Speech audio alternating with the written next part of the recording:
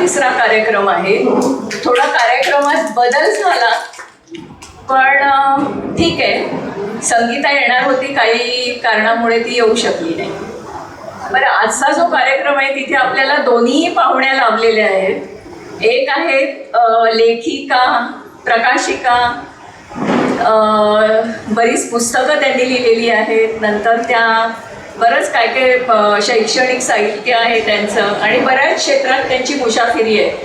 विशेष म्हणजे मुंबईतल्या नसूनही अहिल्यानगर, अहमदनगरवरून त्या आलेल्या आहेत आणि गेली 35 वर्ष पार्ल्यामध्ये त्या कार्यरत आहेत.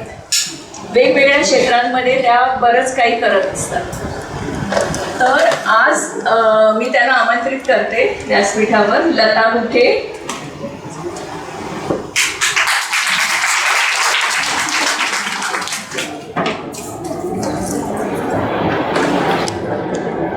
लता मुखे आपल्याला त्यांच्या आणि इतर कवयित्रींच्याही कविता सादर करणार आहेत, पण त्याचबरोबर त्यांना निवेदन संपदा पाटगावकर, डॉक्टर संपदा पाटगावकर करणार आहेत. आणि आपण ह्याच्या पुढे एखादा कार्यक्रम डॉक्टर संपदा पाटगावकर यांचाही करणार आहोत, कारण त्यांचीही बरीच पुस्तकं आहेत आणि बऱ्याच वेगवेगळ्या क्षेत्रात त्याही काम करत आहेत. लताताईंना बरेच साहित्य पुरस्कारही मिळालेले आहेत. तसंच बऱ्याच साहित्य संमेलनाला त्यांनी अध्यक्षपदही भूषवलेलं आहे. तर आता त्यांचं बोलण्यातच आपल्याला कळेल आणि मग नंतर मी एक सविस्तर पण त्यांच्याबद्दल माहिती देईन. नमस्कार सगळ्यांना. आज आम्हाला इथे आपण निमंत्रित केलं आणि तुमच्याशी सुसंवाद करण्याची संधी बिनाताईमुळे आम्हाला मिळाली. त्यासाठी मी सगळ्यांचे प्रथम ऋण व्यक्त करते. आणि या आज पाऊस बाहेर नाही, परंतु सभागृहामध्ये कवितेच्या पावसामध्ये नक्कीच आपण ओलेचिंब व्हाल आणि आपल्या सगळ्यांच्या आठवणीमध्ये घेऊन जाणार आहे. तर हा कार्यक्रम स्पेशल तुमच्यासाठी आज सादर करते आहे. कधी 2-3 वर्षापूर्वी आकाशवाणीला तो सादर केला होता आणि बिनाताईंनी माझी ओळख करून दिली. अनेक साहित्यिक क्षेत्रामध्ये मी जरी मुसाफिरी केली असली तरी मी हाडाची कवयित्री आहे, कारण 25 पुस्तकांपैकी माझ्या 11 कविता संग्रह प्रकाशित आहेत. आता नवीन काहूर नावाचा कविता संग्रह येतो आहे आणि त्यामध्ये मी प्रत्येक याला म्हणजे महिला याला जेव्हा आपला महिला दिवस असतो त्यावेळेला फक्त महिलांवरच्या कविता सादर करते आणि एक लहान मुलांचा पण कार्यक्रम असतो. तर त्यामध्ये आम्ही फक्त बाल साहित्याच्या किंवा बाल कवितेच्या कवितांवर पण कार्यक्रम करतो आणि अशी स्क्रिप्ट नेहमी असते, निवेदिका असते आणि कवयेचं. तर आज असं स्वरूप असेल का कवितेचं. पहिल्या पावसापासून सुरुवात होईल आणि श्रावणात भाद्रपदामध्ये जेव्हा पाऊस काढता पाय घेतो आणि ह्या धरती मातेला आपलं सगळं आहे तेवढं पाणी दान करून जातो आणि त्यानंतर सुद्धा त्या दानाचं एक त्याला परतफेड म्हणून वाफेतून ते पाणी परत पाठवते आणि परत तिला तो भेटायला येतो. तर अशा प्रकारे आणि शेवटी मी लिहिलेल्या गाण्याने आणि वैशाली माडे यांनी जे गीत माझं गायलेलं आहे त्या गाण्याने आपण शेवट करूया आणि तेच सूर ते शब्द घेऊन घरी जाऊया. अशा प्रकारे आजच्या कार्यक्रमाचं स्वरूप असेल. संपदा सुरू. पावसाळा. पावसाळा म्हटलं की भरून आलेलं आभाळ, धुंद वातावरण, ढगांचा कडकडाट, विजांचा लखलखाट, मातीचा पहिला सुगंध, हे सर्व पाहून मनाला फुरफुर लागते आणि त्यासोबतच शब्द भावनांना आकार देतात आणि त्याच्याच कविता होतात. ती जीवघेणी उलघाल म्हणजे कवितेतच सांगायचं झालं तर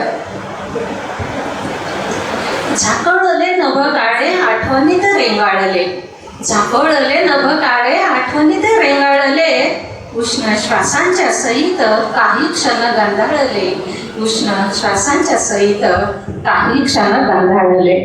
काही क्षणांचा तो अनुभव कधीतरी जाणवलेल्या निसर्गाच्या रूपात साकार होतो आणि कविता जन्माला येते. पूर चिरत नभाचा जशी वीज कोसळावी कशी येते ती माझ्याकडे शब्दातून ती साकार होते, पण त्या आधीची उलघाल या कवितेमध्ये मी व्यक्त केली आहे. पूर चिरत नभाचा जशी वीज कोसळावी तशी भेट वेदनेची शब्दातून मला व्हावी. तप्त शब्दांचे निखारे ओघळत गाली यावे.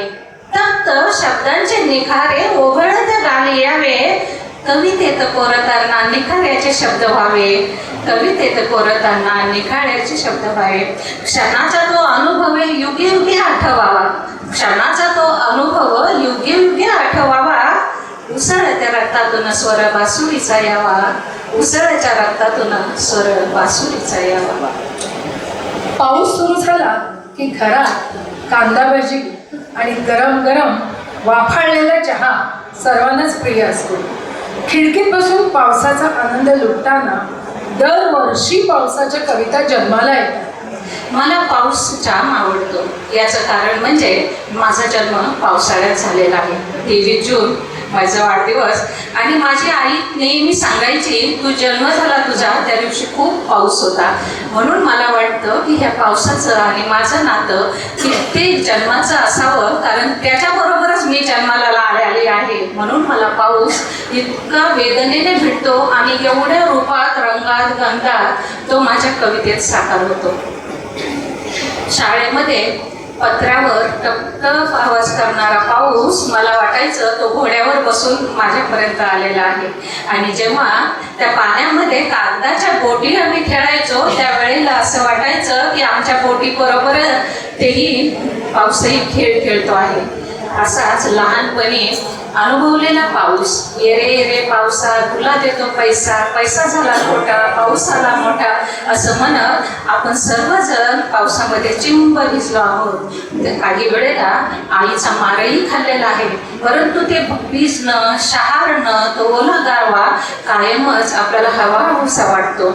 त्याबरोबरच आजही आजी तिच्या नातवंडांना शिकवते. काळा काळा कापूस निजला रे, ढगाशी वारा झुंजला रे, आता तुझी पाळी मीज देते काळी, फुलो पिसारा नाच, नाच रे मोरा आंब्याच्या बनात, नाच रे मोरा नाच, असं म्हणून एकमेकींना टाळ्या देतात आणि हे पावसाचं छान असं अलवारपण अनुभवत असतात. कधी पाऊस भीतीदायक प्रमाणात कोसळतो तेव्हा तो नकोसा वाटू लागतो. म्हणूनच कदाचित इंदिरा संतांनी पावसाला येऊ नको असं सांगितलं आहे. त्या म्हणतात त्याचं त्यांनी कवितेतून वर्णन केलंय आणि का येऊ नको त्याची कारणंही त्यांनी दिली आहेत. नको नको रे पावसा इंदिरा संत. नको नको रे पावसा असा धिंगाणा अवेळी. नको नको रे पावसा असा धिंगाणा अवेळी. घर माझे चंद्रमौळी आणि घरात सायली. घर माझे चंद्रमौळी आणि घरात सायली. नको नाचू तडा तडा, नको नाचू तडा तडा, असा कौलारूवरून तांबे सतेली पातेली आम्ही भांडी मी कुठून. नको करू झोंबा झोंबी, नको करू झोंबा झोंबी, माझी नाजूक वेदन, नको टाकू फुलं माळा अशी मातीत लुटून.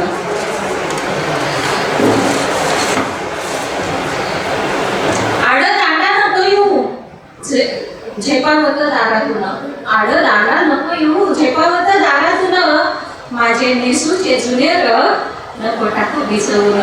माझे नेसूचे जुनेर नको टाकू भिजवून. किती सोसरले मी तुझे माझे एवढे ऐकना. किती सोसरले मी तुझे माझं एवढं ऐकना. वाटेवर माझा सखा त्याला माघारी आणना. वाटेवर माझा सखा त्याला माघारी आणना. वेशी पुढे आठ कोस जारे आडवा धावत. वेशी पुढे आठ कोस जारे आडवा धावत. विजेबाई अडाडून, विजेबाई कडाडून मागे फिरव पार्थस्त. आणि पावसा राजसा नीट आण सांभाळून. पावसाला सांगते तिचा प्रियकर येतोय, सखा येतोय, त्याला नीट सांभाळून. आणि पावसा राजसा नीट आण सांभाळून. झालं कितीही धिंगाणा मग मुळीनं बोलेना, मग मुळीनं बोलेना. पितळेची लोटी वाटी तुझ्यासाठी मी मांडीन. इंद्रसंत म्हणतात असं जर केलंस तर पितळेची लोटी वाटी तुझ्यासाठी मी मांडीन. माझ्या सख्याच्या डोळ्यात तुझ्या विजेला पूजेन. माझ्या सख्याच्या डोळ्यात तुझ्या विजेला पूजेन. तरुण वयामध्ये भेटणारा पाऊस हा गुलाबी रंगाचा असतो. पहिल्या पावसाने सलामी दिली की त्याला ती आणि तिला तो आठवू लागतो. असाच तिला आर्जव करणारा तरुण कवितेतून काहीतरी सांगू पाहतो. कॉलेज बाहेर भेट सके आज घरी नको जाऊस. कॉलेज बाहेर भेट सके आज घरी नको जाऊस. पहिलं वैलं प्रेम आपलं पहिलाच गुलाबी पाऊस. पहिलं वैलं प्रेम आपलं पहिलाच गुलाबी पाऊस. छत्री एका चालताना चोरून तुला पाहायचंय. काय का नको घरी जाऊ तो सांगतो. छत्रीत एका चालताना चोरून तुला पाहायचंय. ओठांवरचं हसून तुझ्या चुंबून मला घ्यायचंय. दोघांमधलं अंतर आता नको राखून ठेवूस. पहिलं वैलं प्रेम आपलं पहिलाच गुलाबी पाऊस. पहिलं वैलं प्रेम आपलं पहिलाच गुलाबी पाऊस. ओलसर त्या वाऱ्यासंग मन सैराट होऊ दे. ओलसर त्या वाऱ्यासंग मन सैराट होऊ दे. हातात घेऊन हात तुझा अंगावर पाणी उडवू दे. हातात घेऊन हात तुझा अंगावर पाणी उडवू दे. उधळलेल्या बटांना नको मागे सारूस. उधळलेल्या बटांना नको मागे सारूस. पहिलं वैलं प्रेम आपलं पहिलाच गुलाबी पाऊस. पहिलं वैलं प्रेम आपलं पहिलाच गुलाबी पाऊस. अतिशय सुंदर. या वयात भेटलेला पाऊस कायम स्मरणात राहतो. पाहता पाहता कॉलेजचे दिवस संपतात आणि दोघे आपल्या कामानिमित्तानं बाहेर जातात. तेव्हा त्यांना पाऊस भेटतो. तो आजच्या डिजिटल माध्यमाच्या जमान्यात मेसेजेस म्हणून मेसेज काय करतो ते ऐका. काही होते मेसेज त्याचे पावसामध्ये आलेले. काही होते मेसेज त्याचे पावसामध्ये आलेले. हिरव्यागार मनामध्ये ओले चिंब झालेले. हिरव्यागार मनामध्ये ओले चिंब झालेले. काही होते मेसेज त्याचे श्रावण डोळ्यात जपणारे. काही होते मेसेज त्याचे श्रावण डोळ्यात जपणारे. त्याच्या माझ्या मनातले काही क्षण रुजलेले. त्याच्या माझ्या मनातले काही क्षण रुजलेले. काही होते मेसेज त्याचे तिथला श्रावण सांगणारे. काही होते मेसेज त्याचे तिथला श्रावण सांगणारे. फोटो त्यातले निवडक काही डोळ्यातून पाणी ओघळणारे. फोटो त्यातले निवडक काही डोळ्यातून पाणी ओघळणारे. मेसेज त्याचे वाचून सारे ग्रीष्मात पाऊस बरसला. मेसेज त्याचे वाचून सारे ग्रीष्मात पाऊस बरसला. आणि श्रावण तिथल्या आठवणींचा मनात माझ्या अलगद उतरला. आणि श्रावण तिथल्या आठवणीचा मनात माझ्या अलगद उतरला. असा हा प्रत्येक वयात भेटणारा पाऊस वेगळा जाणवतो. त्याचे रंग वेगळे, त्याचं रूप वेगळं, त्याच्या भेटीगाठी वेगळ्या. प्रेमाच्या अनेक रूपातून तो साकार होतो. शांता शेळके यांचं अप्रतिम गाणं पाऊस आला हे आपल्या ओठावर रेंगाळतं. ते शब्द आणि स्वर दोन्ही एकरूप होऊन जातात. तेव्हा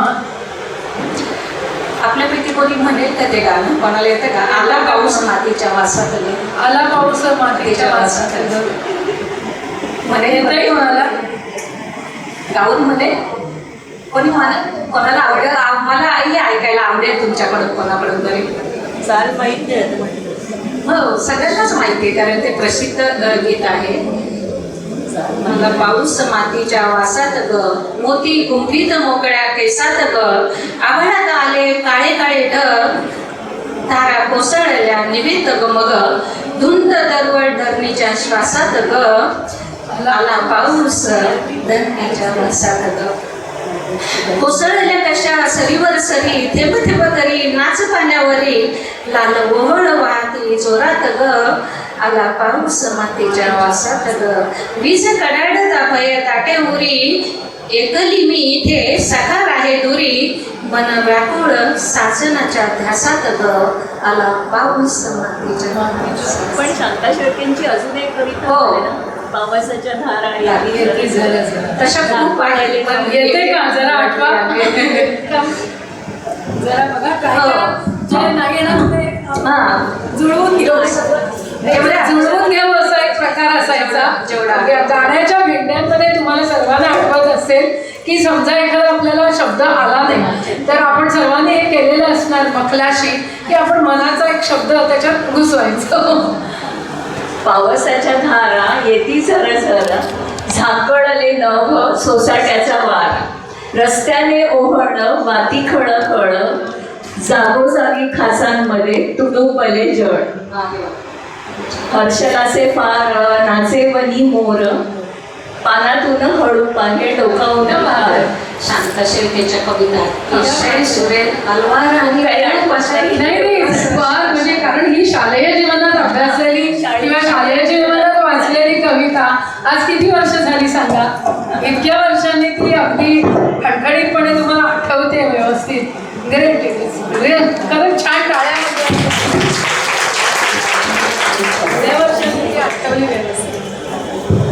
असं हे कवितेचं आणि पावसाचं अतूट अलवार नातं शब्दाच्या माध्यमातून साकार होतं तेव्हा शब्द ही उलेचिंब होतात आणि अनेक रंगात अनेक रूपात साकार होत राहतात. खिडकी बाहेरच्या पावसाचा नाद नेहमी मनाला साग घालतो. मन सैरभैर विचार करू लागतं, विचारांना अंकुर फुटतात. आणि आज काय झालं माहीत आहे का? आज काय झालं माहीत आहे का? नेहमी झालं की नेहमी येतो तसा तो आजही आला. नेहमी येतो तसा तो आजही आला. खिडकी बाहेर उभा राहून बोलवून मला लागला. अनोळखी नव्हतो आम्ही, ओळखत होतो एक दुसऱ्याला. अनोळखी नव्हतो आम्ही, ओळखत होतो एक दुसऱ्याला. भुलवून त्या इशाऱ्याला मी त्याला आलिंगन दिलं. भुलवून त्या इशाऱ्याला मी त्याला आलिंगन दिलं. आणि कविताचं आणि पावसाचं नातं असं घट्ट होत गेलं. आणि कविताचं पावसाचं असं नातं घट्ट होत गेलं. आता तुमच्या लक्षात आलं असेल की कवितेचं आणि पावसाचं नातं हळूहळू कसं दृढ होत जातं. कधी हे पावसाचं रूप असं तर कधी ते तसं. कोणत्या रूपात तो कधी येऊन भेटेल काही सांगता येत नाही. कधी हवासा वाटतो तर कधी नकोसा. ये म्हटलं तरी येत नाही आणि जा म्हटलं तरी जात नाही. शब्द सहजच कवितेत रांगायला लागतात.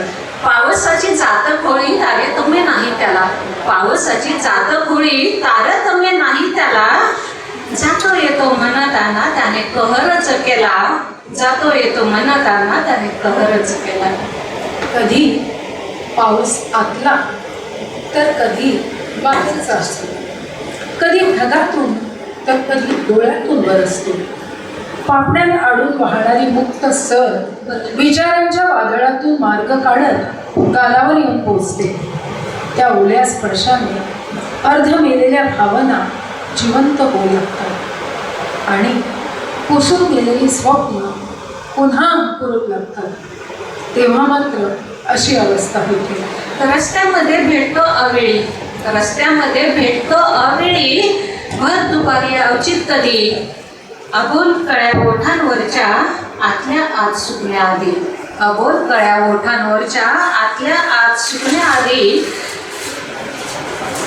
तो दरवर्षी येतो. तो दरवर्षी येतो आणि मिटलेल्या आठवणींचं बीज रुजवून जातो. अनेक रूपकांतून मनाला वेदनेला भेदणारा पाऊस कुठल्या रूपात समोर येईल ते काही सांगता येत नाही. कवितेची निर्मितीच विलक्षण गोष्ट आहे. पावसाची अनेक रूपं विविध रंगांमध्ये आजवर अधोरेखित झाली आहे. भरून आलेलं आभाळ कधी आठवणीत रेंगाळतं तेव्हा सहज शब्द बाहेर पडतात. बरसूंचा एकदाचा अंतर्मुक्त. बरसूंचा एकदाचा अंतर्मुक्त हे कोंडलेलं मनाचं आभाळ कायमच माझ्यासाठी कर रीत एकदाच. कायमच माझ्यासाठी कर रीत एकदाच. सर्वात सुंदर ऋतू श्रावण. विधात्याला पडलेलं एक सुंदर स्वप्नच असावं असं मला वाटतं. अनेक कवी गीतकारांना पुरळ घालणारा श्रावण ऋतू. माझं बालपण ग्रामीण भागात गेल्यामुळे मला तिथली पावसाची वेगळी रूपं पाहायला मिळाली. ते या मुंबईच्या सिमेंटच्या जंगलात कधीच पाहायला मिळाली नाही. त्याच्यातलं एक रूप म्हणजे पावसाची जड लागणं. मी लहान असताना 4-4, 5-5 दिवस असं बारीक पाऊस कंटिन्यू यायचा आणि त्यावेळेला आईची झालेली तगमग या कवितेतून मी व्यक्त केली आहे. जड लागली पावसाची बाहेर कशी जाऊ सांग, आई म्हणायची. जड लागली पावसाची बाहेर कशी जाऊ सांग, घागर रिकामी पाण्याची म्हणे मला भरून आण. घागर रिकामी पाण्याची म्हणे मला भरून आण. जड लागली पावसाची ओली चुलना पेटते. जड लागली पावसाची ओली चुलना पेटते. भाकर कशी भाजू ग डोळा दुपान भरते. भाकर कशी भाजू ग डोळा दुपान भरते. झड लागली पावसाची जागोजागी घरगळ. झड लागली पावसाची जागोजागी घरगळ. कुठं बसावं कळना अंगणाचं झालं तळ.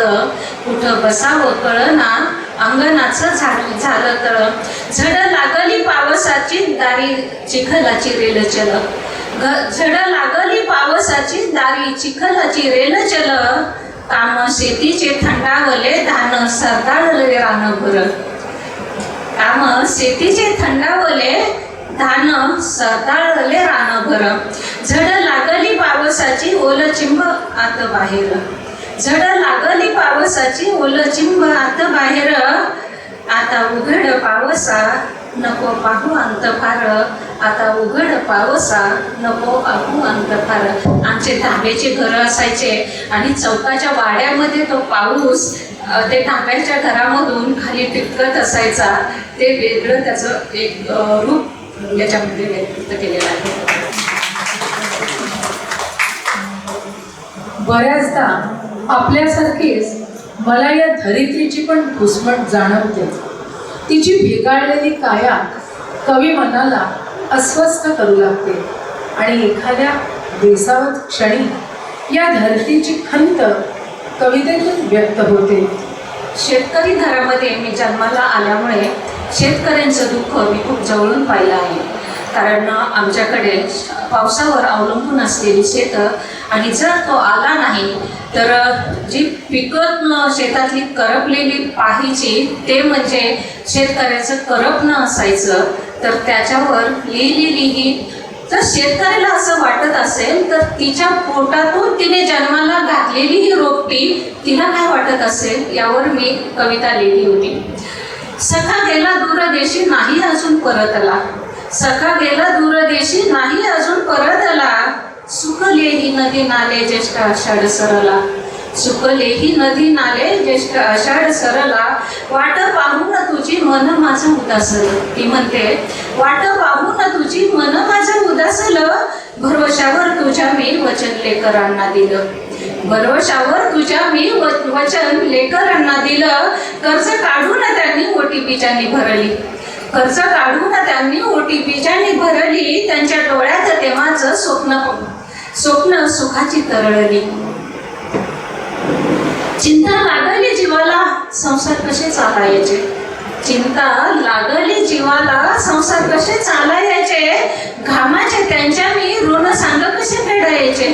घामाचे त्यांच्या मी ऋण सांग कसे फेडायचे. नाही आलास तू तर मी वांजोटी ठरेल. ते म्हणते नाही आलास तू तर मी वांजोटी ठरेल.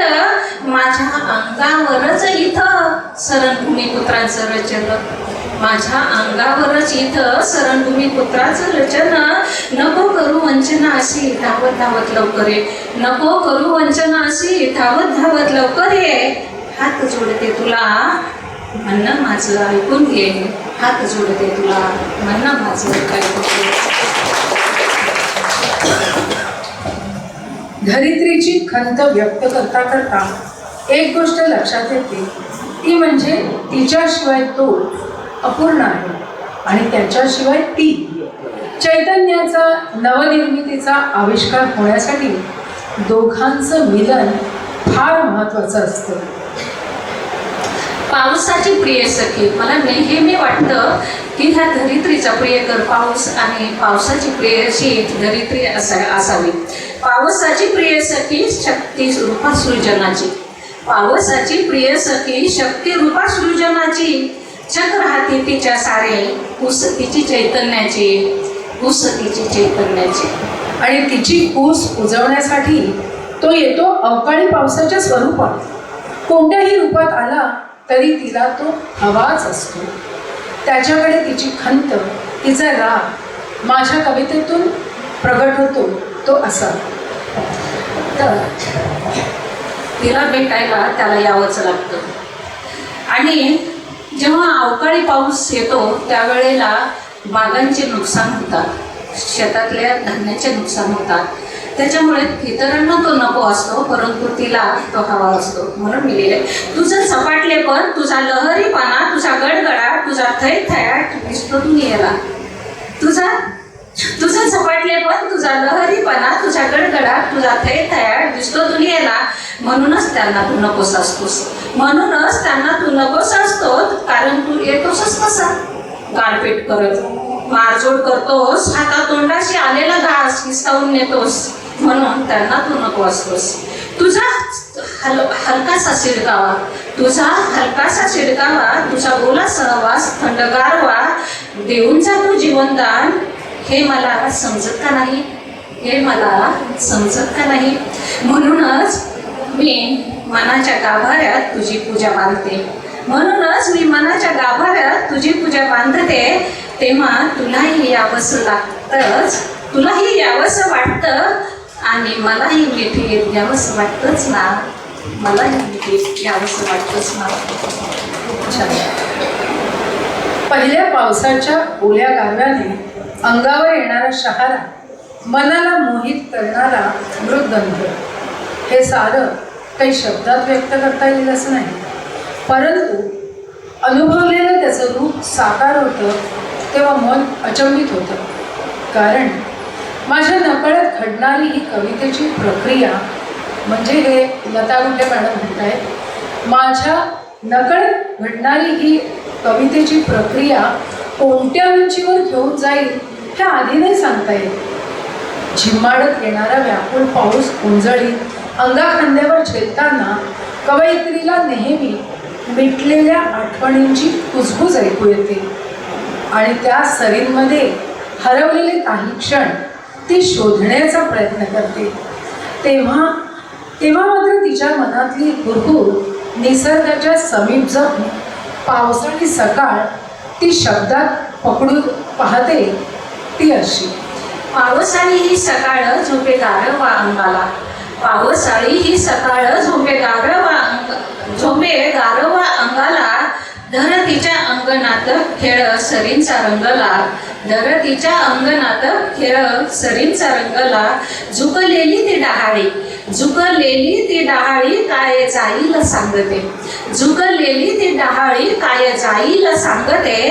पायदळी पाण्यामध्ये एकटक न्याहाळते, पायदळी पाण्यामध्ये एकटक न्याहाळते. चिंब चिंब भिजलेली वाऱ्यात कळी ती कोवळी, चिंब चिंब भिजलेली वाऱ्यात कळी ती कोवळी. नको छेडू तिला असा तिची सोहळ्यात नव्हाळी, नको छेडू तिला असा तिची सोहळ्यात नव्हाळी. नभाच्या आडून ओघळल्या दाटसरी, नभाच्या आडून ओघळल्या दाटसरी. ओढ सावळ्या रंगाची गुरगुरे सदावरी, ओढ सावळ्या रंगाची गुरगुरे सदावरी. वा. आपल्या कवयित्रीनं लता गुंठे म्हणतात की मला नेहमी वाटतं की पाऊस हा धरित्रीचा प्रियकर असावा, तसा तो राधेचा कृष्णही.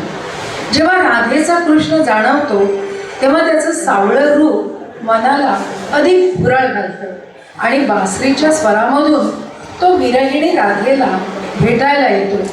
तेव्हा पाऊस कवितेतून अधोरेखित होतो तो असा. मोर पिसाचा पिसारा फुलवून काळ्या नभाने रविराजाला लपवले, मोर पिसाचा पिसारा फुलवून काळ्या नभाने रविराजाला लपवले. सावळ्या रंगाचा स्पर्श होताच नेत्र माझे राधेचे झाले, सावळ्या रंगाचा स्पर्श होताच नेत्र माझे राधेचे झाले. प्रत्येक श्वासात त्याला लपवू लागले, प्रत्येक श्वासात त्याला लपवू लागले. रोम रोमात तो उतरत होता, रोम रोमात तो उतरत होता. त्याचा तो मोरपिशी स्पर्श सर्वांगावर हलकीशी लहर उठवत होता. त्याचा तो मोरपिशी स्पर्श सर्वांगावर हलकीशी लहर उठवत होता. माझा विरह, माझी आतुरता खरंच कळत नाही का तुला? माझा विरह, माझी आतुरता खरंच कळत नाही का तुला? सार काही कळून न कळल्यागत करतोस, सार काही कळून न कळल्यागत करतोस. मोहात अडकवून निघून मात्र जातोस, मोहात अडकवून निघून मात्र जातोस. निर्मोही आहेस तू, निर्मोही आहेस तू, तरीही केलंय तुझ्यावर प्रेम. निर्मोही आहेस तू, तरीही केलंय तुझ्यावर प्रेम.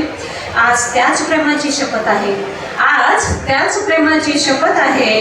वाजवती बासुरी, वाजवती बासुरी अंकर प्रेमाचा वर्षाव सर्वांगावर. वाजवती बासुरी अंकर प्रेमाचा वर्षाव सर्वांगावर. धरतीची लेक राधा आहे, धरतीची लेक राधा आहे, राधेचं रूप माझ्यात आहे. म्हणूनच तिघींचीही व्यथा एकच आहे, म्हणूनच तिघींचीही व्यथा एकच आहे. धुवंधार जलधाराने ये धावत लवकर, धुवंधार जलधाराने ये धावत लवकर. अन सहस्र बाहूत सामावून घे आम्हाला, अन सहस्र बाहून सामावून घे आम्हाला. पूर्णत्वानं रुजण्यासाठी, पूर्णत्वानं रुजण्यासाठी, पूर्णत्वानं रुजण्यासाठी. अशी ही तिन्ही स्त्रियांची व्यथा धुवाधार कवितेत मांडताना स्त्रीच्या मनातील वैश्विक नात्याच्या जवळ जाणारी ही कविता वाटते. तो, ती आणि पाऊस या तिघांची घट्टी अशी जमली की पाऊसही समुद्रावर रेंगाळतो. आणि त्याला पाहून कवी मनाला काय वाटतं ते या कवितेतून ऐकूया. हा पाऊस काही वेगळाच. जेव्हा बाहेर पडतो त्यावेळेला मुंबईत नसतो आणि बाहेरचा बंद झाला की तो मुंबईत येतो. तो मुंबईत कशासाठी येतो? असंच एक दिवस सकाळी जूला चालत असताना पाऊस येत होता आणि त्या पावसामध्ये लिहिलेली कविता. धावून धावून थकला पाऊस बसला समुद्रावर येऊन, धावून धावून थकला पाऊस बसला समुद्रावर येऊन. रमला तिथे 4 दिवस रोमॅन्टिक सगळं पाहून, रमला तिथे 4 दिवस रोमॅन्टिक सगळं पाहून. छत्री खालचा सीन पाहून पाऊस धावत आला, छत्री खालचा सीन पाहून पाऊस धावत आला. दोघांना म्हणतो कसा, दांडी मारा कॉलेजला, अशी गमत थोडी भेटणार घरी जाऊन तुम्हाला. अशी दांडी मारा कॉलेजला, अशी गमत थोडीच भेटणार घरी जाऊन तुम्हाला. आवाज देऊन पावसाने वाऱ्याला घेतलं बोलावून, आवाज देऊन पावसाने वाऱ्याला घेतलं बोलावून. डोक्यावरची छत्री अशी दिली भिरकावून, डोक्यावरची छत्री अशी दिली भिरकावून. ढगाने कॅमेरा केला चालू, ढगाने कॅमेरा केला चालू, फोटो घेतले काढून. ढगाने कॅमेरा घेतला, ढगाने कॅमेरा केला चालू, फोटो घेतले काढून. नाच नाच नाचला पाऊस गेला दुडघुस घालून, नाच नाच नाचला पाऊस गेला दुडघुस घालून. पावसावर विजांचा कडकडाट पण घेऊन आला.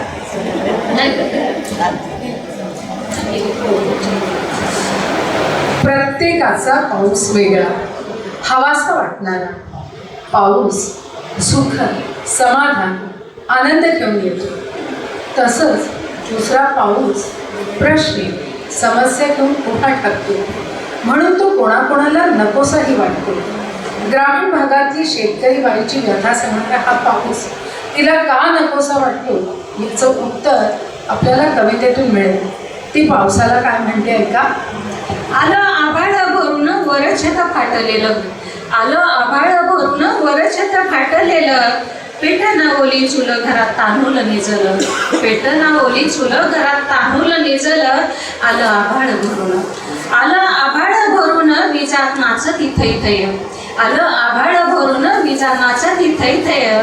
नदी भरली पाण्याने काळ जात दाटे भय, नदी भरली पाण्याने काळ जात दाटे भय. आलं आभाळ भरून, आलं आभाळ भरून जसं सैतान होऊन, आलं आभाळ भरून जसं सैतान होऊन. धरतीच्या गर्भातलं बीज नेहील का वाहून, धरतीच्या गर्भातलं बीज नेहील का वाहून. या पावसाचं रूप पालटलं की तो पुन्हा वेगळ्या रूपात प्रकट होतो. श्रावणात सुरू होणारा ऊन पावसाचा खेळ जणू सोहळा सुखाचा वाटतो. पानोपानी लगडलेली शुभ्र थेंबांची आरास अंगावर मोत्याचा साज लेऊन उभी आहे असं वाटतं. कळ्या फुलांनी बहरलेल्या वेळीकडे पाहून आपसुकच त्या सौंदर्याचा वेध घेऊ लागतात आणि त्याचं क्षणचित्र कवितेत आकार घेऊ लागतं. मला वाटतं की श्रावण महिना हा विधात्याला पडलेलं सुंदर स्वप्न असावं असं नेहमी त्यावेळेत मला वाटतं. तर त्याच्यातून हे झाले थोडे थोडे 4-4 ओळी घेतलेल्या आहेत, कारण जास्त कविता ऐकायला मिळाव्यात आणि आपल्याला वेळेचं पण बंधन आहे. नाहून उभ्या कळ्या केस झटकवित ओले, नाहून उभ्या कळ्या केस झटकवित ओले, लाल चुटुक पाकळ्यांचे डोळे काग पानावले, लाल चुटुक पाकळ्यांचे डोळे काग पानावले.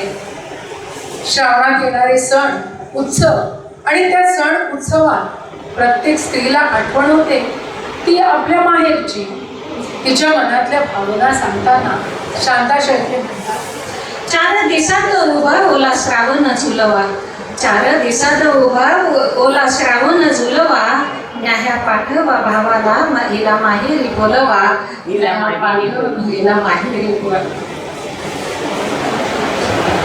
असा हा पाऊस शांता शेळके यांच्या कवितेतून अनुभवताना ग. दी. माडगूळकर यांच्या कवितेची आठवण आल्याशिवाय राहणारच नाही. फांद्यावरी बांधिले ग मुलींनी हिंदोळे, फांद्यावरी बांधिले ग मुलींनी हिंदोळे, पंचमीचा सण आला डोळे माझे ओले, पंचमीचा सण आला डोळे माझे ओले. सासरी गेलेल्या मुलींना माहेरचे श्रावण झुले कायम त्यांच्या मनात झुलत असतात. असा हा मनभावन श्रावण. बालकवींची श्रावणमासी कविता ऐकताना वाचताना आपण कोणत्याही ऋतूचा श्रावणच अनुभवत असतो. ऐकूया ती कविता. श्रावण मासी हर्ष मानसी हिरवळ लाटे चोरीकडे, क्षणात येते सरसर शिवेर क्षणात फिरून येऊन पडे, वरती बघता इंद्रधनुचा गोमधुएरी विणलासे, मंगल तोरण काय बांधले नभो मंडपी कुणीवासे, झालास सुरेसा वाटतो सांजा वाहतो मावळे, तरू शिखरावर उंच घरावर पिवळे पिवळे ऊन पडे. कविता ह्या अशाच लाईक म्हटले जाते. हो बरोबर, छान म्हणतात. कारण त्याच्याशिवाय ती पोहोचत घेणार नाही. का परत घेणार का सर्वांना आवडलेली दिसते. सगळ्यांना पाठ असतात. हा, तेच म्हणूनच परत घेऊया का? म्हणूनच परत कोरसने गाणार का तुम्ही सर्वजण? नाही, नाही. चला म्हणूया. हा, चला. श्रावण मासी हर्ष मानसी हिरवळ दाटे चोरीकडे, क्षणात येते सरसर शिरवे क्षणात फिरुनी ऊन पडे, वरती बघता इंद्रधनुचा गोफ दुहेरी विणलासे, मंगल तोरण काय बांधले नभो मंडपी कुणीवासे, झाला सूर्यास्त वाढतो सांजा वाहतो उघडे, तरू शिखरावर उंच घरावर पिवळे पिवळे ऊन पडे. छान छान छान. अतिशय टाळ्या सर्व तुमच्या सदस्यांसाठी. खूप छान. आणि सर्वांनी आपल्या मनामध्ये पाऊस आणि बालपण अगदी छान जपून ठेवलं आहे हे तुम्ही दाखवून दिलं. भिजायला लागले थोडं. Yes. आणि या कवयित्रीला भेटलेला श्रावण कवितेतून साकार होतो तेव्हा पाऊस धरतीचा प्रियकर आहे या रूपात तो येतो. पावसाचं आगमन होऊन 2 महिने उलटलेले असतात. या 2 महिन्यात सृष्टी हिरवीगार झालेली असते, पाना फुलांनी नटलेली असते, नद्यांचे चाळ पायात घालून मनसोक्त हुंदडत असते. हे तिचं रूप या कवितेत आलंय ते देहधारी निसर्गाच्या रूपात. मला नेहमी वाटतं की हा निसर्ग देहधारी असावा, म्हणून त्याला देहधारी का म्हटलंय या कवितेतून आपल्याला कळेलच. सखे श्रावण आला ग, सखे श्रावण आला ग ऋतू साजर आला ग, सखे श्रावण आला ग ऋतू साजर आला ग, बांधा झाडाला हिंदोळे, बांधा झाडाला हिंदोळे सृष्टीस लागले डोहाळे, बांधा झाडाला हिंदोळे सृष्टीस लागले डोहाळे, करा उत्सव साजरा आला श्रावण गाजरा, करा उत्सव साजरा, आला श्रावण लाजरा, ऊन केशरी उठणे लावा, ऊन केशरी उठणे लावा, रूप धरेचे प्रियास लावा, ऊन केशरी उठणे लावा, रूप धरेचे प्रियास लावा, लिंबे लोण उतरा ग, सखे श्रावणाला ग, सखे श्रावणाला ग. कितीतरी रूपांमध्ये पाऊस येतो. त्याच्या वैशिष्ट्यांमुळे त्याचं वेगळेपण निदर्शनास येतं. हे वेगळेपण कवयित्रीने कसं टिकलंय ते ऐकू.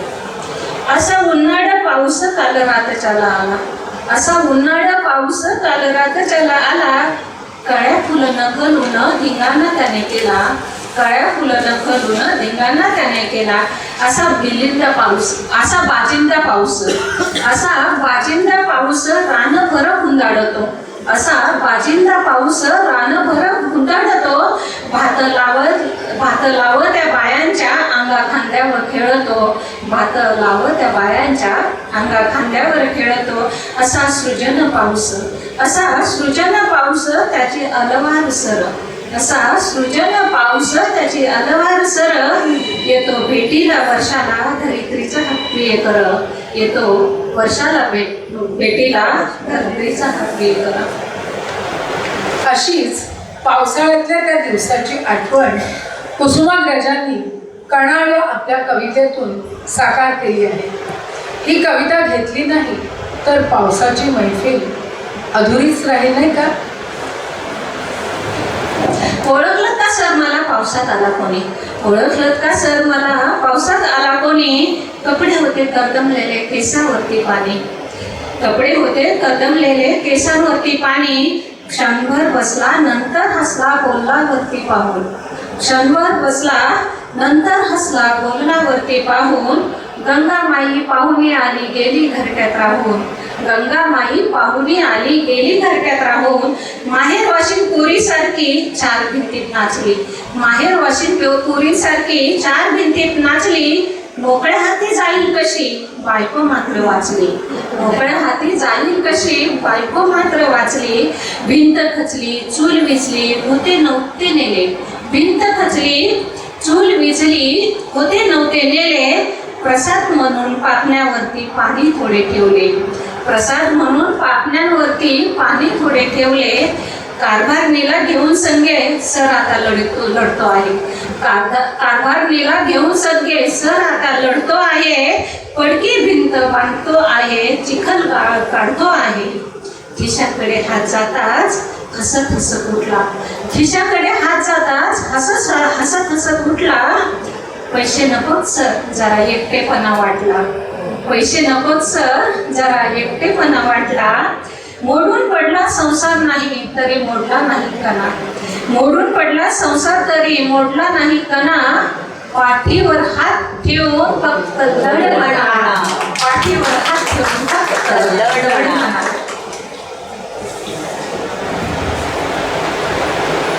अशी ही अप्रतिम पावसाची आठवण करून देणारी कविता कित्येक वर्ष कवी रसिकांच्या मनावरती अधिराज्य करत आहे. भाद्रपद महिना लागला की होतं नव्हतं ते पाण्याचं दान करून सृष्टीच्या अंगणातून पाऊस काढता पाय घेऊ लागतो. तेव्हा म्हणावं असं वाटतं, गेला ऋतू ओसरून भास हिरवे उरले, गेला ऋतू ओसरून भास हिरवे उरले. रिमझिम त्या स्पर्शातून किती पाऊस भेटले, रिमझिम त्या स्पर्शातून किती पाऊस भेटले. आणि आता जाता जाता एवढंच, ऋतू आले खेटून गेले, ऋतू आले खेटून गेले ना दुसरा मनात रुजला, ऋतू आले भेटून गेले ना दुसरा मनात रुजला. पुन्हा भेटण्याचे वचन देऊन पाऊस काळीच घेऊन गेला, पुन्हा भेटण्याचे वचन देऊन पाऊस काळीच घेऊन गेला. असा हा काळीच घेऊन जाणारा पाऊस. लता कुठे त्यांनी लिहिलेल्या एका गाण्यातून आपण ऐकूया आणि त्या गाण्याने आपण त्याचा शेवट करूया. ते स्वर घेऊन तृप्त मनानं घरी जायचं आहे, परंतु मला असं वाटतं त्याच्या अगोदर या गाण्याची जन्मकथा आणि त्याचं गाणं कसं झालं ही संपूर्ण कथा आपण त्यांच्या शब्दात ऐकूया. माझ्या 2 गाण्याच्या ऑडिओ CD आहेत, माझं प्रेम आणि स्वप्न कळ्या. तर स्वप्न कळ्यामधलं हे गाणं वैशाली माडे यांनी गायलेलं आहे. तर तिला खूप आवडलं आणि त्यामधली सगळीच गाणे आजही रेडिओवर आपल्याला ऐकायला मिळतात. 2012 साली माझ्या 2 गाण्यांच्या ऑडिओ CD आल्या आणि वैशाली सामंत, वैशाली माडे, मंदार आपटे अशा सगळ्या चांगल्या गायकांनी ती गाणी गायलेली आहेत. तर त्याच्यापैकी हे गाणं श्रावणाचं असल्यामुळे मी आज आपल्याला हे ऐकू इच्छिते. धन्यवाद.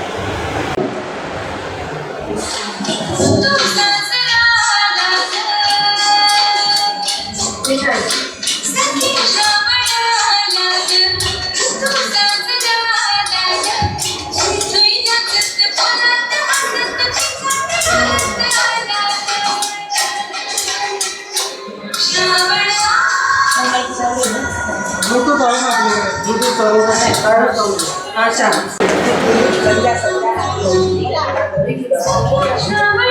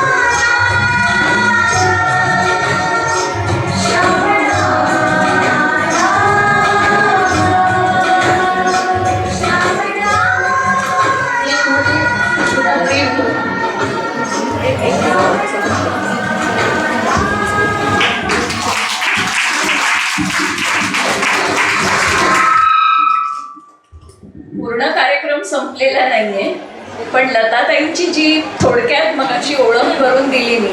खरं तर ही ओळख परेड ह्यांचा दुसऱ्या एक करणार होत्या, पण त्या अनावधानाने आज येऊ नाही शकल्या. या स्वतःचा ह्यांचा एक अंक आहे, ताऱ्यांचे जग दिवाळी अंक. आणि ह्या ताऱ्यांचा जग हे दिवाळी अंक त्या सर्वांस एक हातीच सांभाळत आहेत. आणि त्यासाठी त्यांना बरेच पुरस्कारही मिळाले आहेत त्या अंकासाठी. राज्यस्तरीय प्रथम पुरस्कार मिळाले ठाणे पत्रकार संघाचा, नाशिक पत्रकार संघातून पण मिळाले.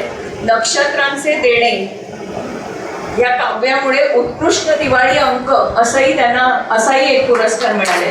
बरं, तुमच्याकडे जेवढी लहान मुलं असतील, बाल वाङ्मय साहित्य लताताईंकडे तुम्ही माहिती करून घेऊ शकता. छोट्यांची गाणी हे बरंच त्यांचं साहित्य आहे बालवाङ्मयावरती, त्याचीही माहिती त्या देऊ शकतील. आणि स्वतः एक हाती प्रकाशन संस्थाही सांभाळतात त्या. तर एक पार्ल्याच्या एका संस्थेविषयी तुम्हाला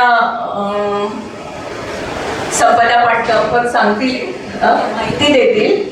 आणि त्याचबरोबर मी लताताईंना विनंती करेन की आमच्या मैत्रीचं एक ताऱ्यांच्या जगमध्ये तुमचा एक थोडासा तरी उल्लेख आहे. आमचं 3रं वर्ष आहे, पण हरकत नाही एक राईट अप द्यायला. ते माझं आपल्या सगळ्यांसाठी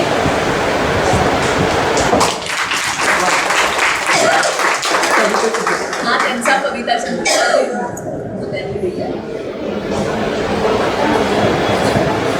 नमस्कार सर्वांना. आपण असं म्हणूया की एक भाग कार्यक्रमाचा संपूर्ण झालाय. दुसऱ्या भागामध्ये खरंच अगदी मला असं वाटतं तुम्हाला सर्वांना की लताताईंचं जीवन गाणं किंवा लताताईंचं जीवन चरित्र तुम्हाला हे सर्वांना त्याची एक छोटीशी ओळख करून द्यावी. आणि मी तुम्हाला ती करून देते कारण मी बऱ्याच वर्षांपासून त्यांना ओळखते. तुमच्या मनात काही प्रश्न असतील तर ते सुद्धा तुम्ही त्यांना विचारा. आणि खूप अकॉम्प्लिश्ड आणि असं खूप कार्यकर्तृत्व म्हणजे अगदी शून्यातून येऊन स्वतःच्या कर्तृत्वावर उत्तुंग भरारी मारणाऱ्यातली एक ही आपली सखी आहे लता गुटे. तत्पूर्वी मी तुम्हाला एक असं सांगू इच्छिते की मी विलेपार्ले इथे राहते, विलेपार्ले पूर्व इथे. आणि तिकडे लोकमान्य सेवा संघ नावाची एक संस्था 100 वर्षाहून अधिक काळ तुम्हाला माहीत आहे की ती कार्यरत आहे. तर त्या लोकमान्य सेवा संघाचा एक सेल आहे, एक शाखा आहे, त्याचं नाव आहे दिलासा. आणि ह्या दिलासा शाखेतर्फे आपल्याला साधारणपणे सिनियर सिटीझनना ज्या काही गरजा असतात त्या सर्वच्या सर्व गरजांच्या बाबतीत मार्गदर्शन केलं जातं. आता त्या गरजा कोणत्या आणि कशा पद्धतीने मार्गदर्शन केलं जातं याची मी थोडक्यात ओळख करून देते. ते म्हणजे बघा की बऱ्याच लोकांना देहदान, अवयवदान, नेत्रदान ह्या विषयांवरती खूप जनजागृती आता झाली आहे. पण नेत्रदान जागृती झाली आहे माहिती आहे, पण नेमकं काय करायचं तर त्याची त्या दिलासातर्फे तुमच्याकडनं कार्डं भरून घेतली जातात, ती नेत्रपेढीला पाठवली जातात आणि तुम्हाला एक कार्ड मिळतं जे तुमच्याकडे राहतं. आणि त्याच्यानंतर म्हणजे एखाद्या व्यक्तीचं निधन झाल्यानंतर ते बोलवतात आणि त्याप्रमाणे त्या व्यक्तीच्या मनाप्रमाणे ती ॲक्शन घेतली जाते. हा एक भाग झाला. दुसरं म्हणजे आता बऱ्याचशा लोकांचे मुलं ही परदेशात असतात आणि राहत्या प्रॉपर्टीचं किंवा एकंदरीत आपल्याकडे जो आहे पैसा अडका त्याचं काय करायचं नेमकं. तर त्या बाबतीत विल त्याच्यामध्ये अनेक प्रकार आता वाढलेले आहेत. म्हणजे लिव्हिंग विल म्हणजे काय, बऱ्याच लोकांना असं वाटतं की मला खितपत नाही पडायचं, मला सुखाने मरण यावं. पण त्याच्यासाठी सुद्धा आपल्याला कायद्याने काही गोष्टी कराव्या लागतात आजच्या दिवसात. नुसतंच आपण काहीतरी बोललो आणि त्याला काही आता तितकंसं महत्त्व नाही, तुम्हाला ते इन प्रिंट असं करावं लागतं. तर त्या बाबतीत मार्गदर्शन केलं जातं. तिसरं महत्त्वाचं म्हणजे कौटुंबिक काही लोकांना त्रास असतात किंवा काही प्रश्न उद्भवतात त्या बाबतीत ऑनररी जज आहेत, त्यांचं नाव आहे भाग्यश्री पारिक आणि त्या दर बुधवारी जे गरजू असतील त्यांना मार्गदर्शन करतात. आता ह्या आणि दुसरं एक आणखीन आहे ते म्हणजे मनमोकळा संवाद.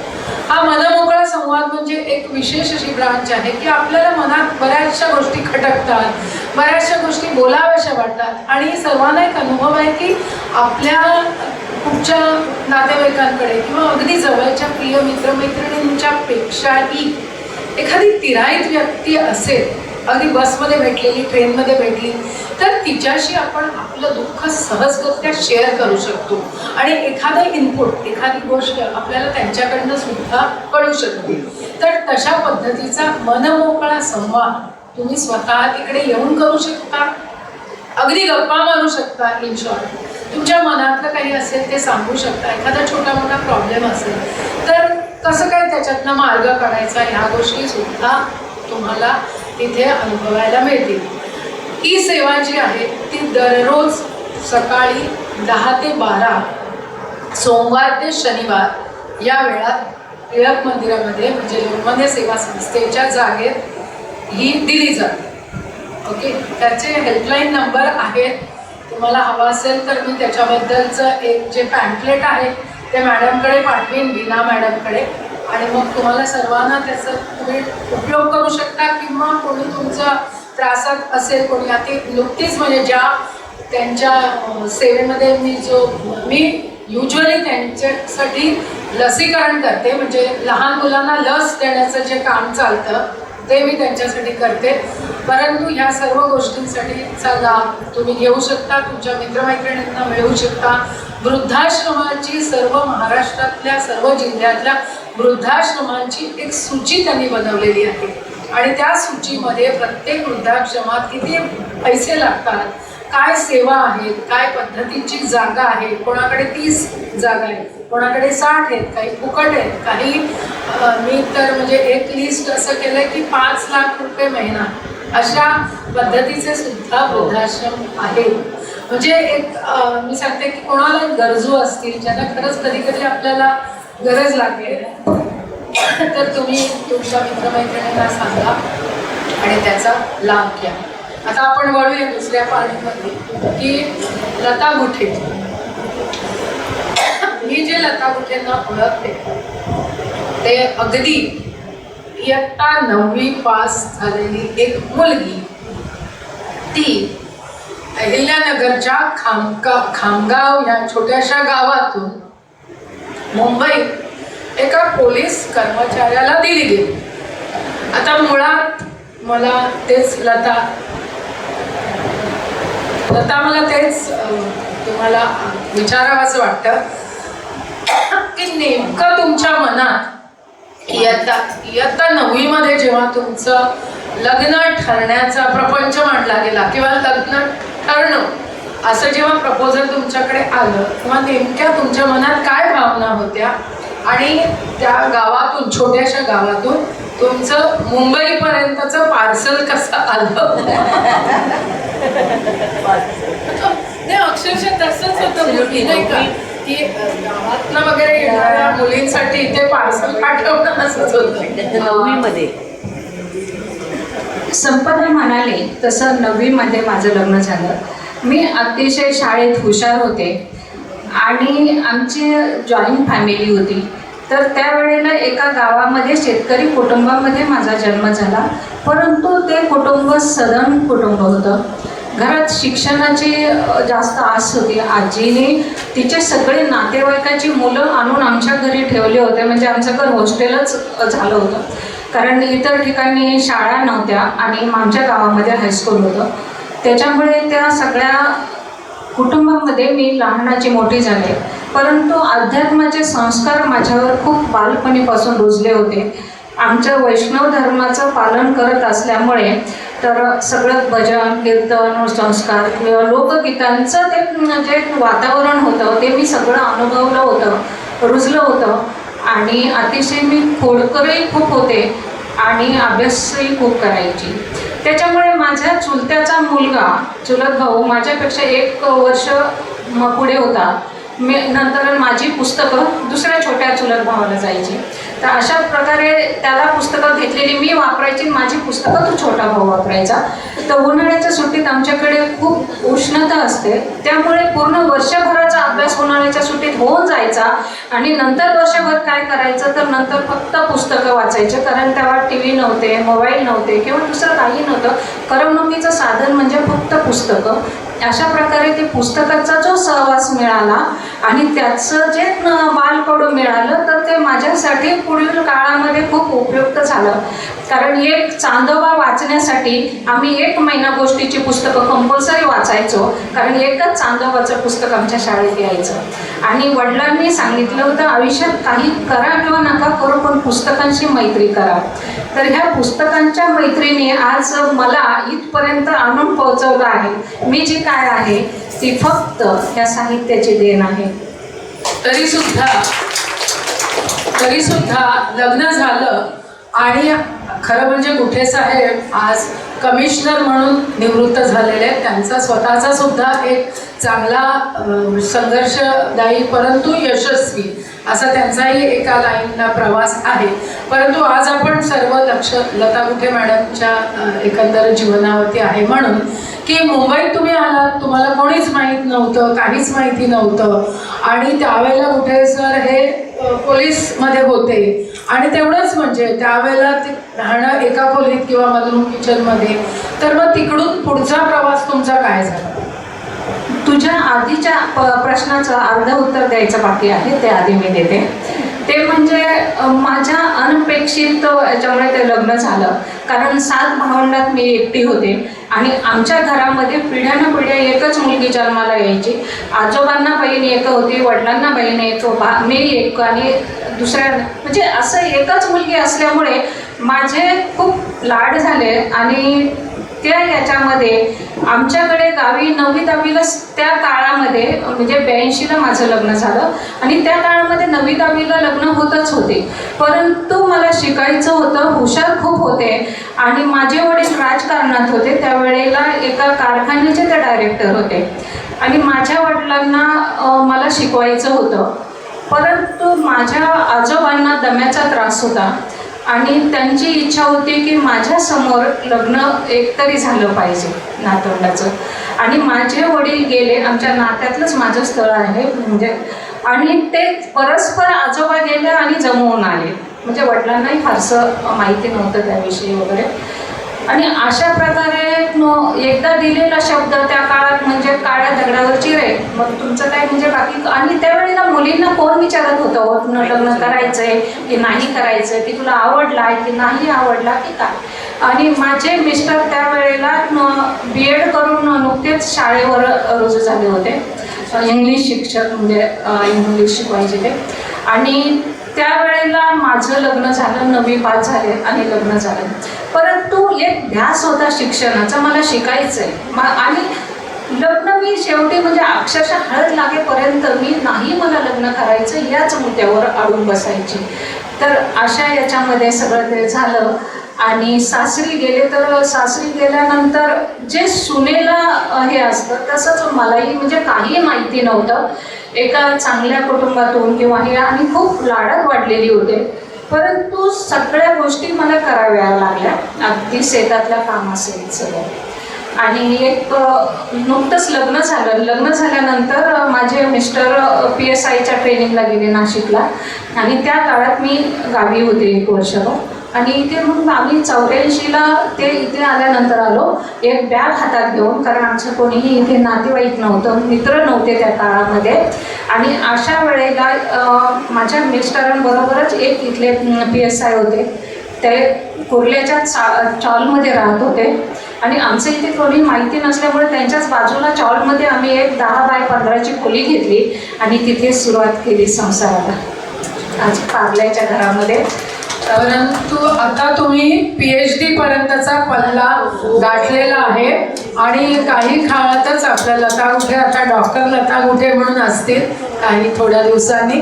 तर तुम्ही आलात, सगळं ठीक आहे, परंतु 9वी पासून ते ॲटलिस्ट BA-MA पर्यंतचं शिक्षण तुम्ही कशा प्रकारे घेतलं?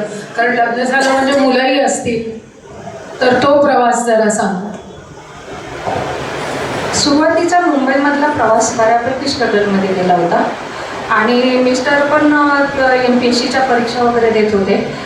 तर त्या काळामध्ये आम्ही नंतर याला मरोळला राहायला आलो. PSI-साठी पोलिसांचं क्वार्टर मिळालं आणि तिथे आलो तेव्हा मुलगी छोटी होती ते आणि मुलगा 3 महिन्याचा होता, मुलगी मोठी होती. तर त्या काळामध्ये मला आमच्या शेजारचे शिक्षक भेटले. ते राजाराम मोहन राय या शाळेमध्ये नाईट स्कूलला शिक्षक होते आणि त्यांनी मला सांगितलं. तर तिथे मी 3 महिन्याचा मुलगा घेऊन गेले, 10वीला ॲडमिशन घेतलं आणि 10वीपासून परत शिक्षणाला सुरुवात केली. 5 वर्ष 10वी, 11वी, 12वी मी त्याच शाळेमध्ये केली. राजाराम मोहन राय स्कूल आहे, आता आहे की नाही माहिती नाही, पण त्या वेळेला नाही, साखी नाक्याला तिथे 12वीपर्यंत मी शिक्षण घेतलं. 5 झाले प्रत्येक वर्षी. नंतर माझे मिस्टर याच्या सेल्स टॅक्समध्ये रुजू झाले आणि आम्हाला बांद्र्याचं क्वार्टर मिळालं. बांद्र्याच्या क्वार्टरमध्ये गेल्यानंतर चेतना कॉलेज बाजूलाच होतं आणि तिथे BAची पहिली बॅच सुरू झाली. ती इंग्लिश मिडियम होती आणि माझं आणि इंग्लिशचं खूप म्हणजे वाकडं होतं सुरुवातीपासून, कारण आम्हाला कधीच इंग्लिशचे शिक्षक आम्हाला कधी शिकवायला भेटलेच नाही खाली.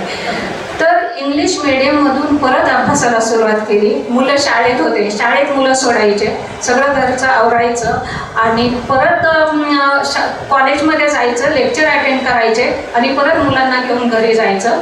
असं तिथे मी BA पास झाले आणि BA पास झाल्यानंतर मला वाटतं 1994-95चा तो काळ होता.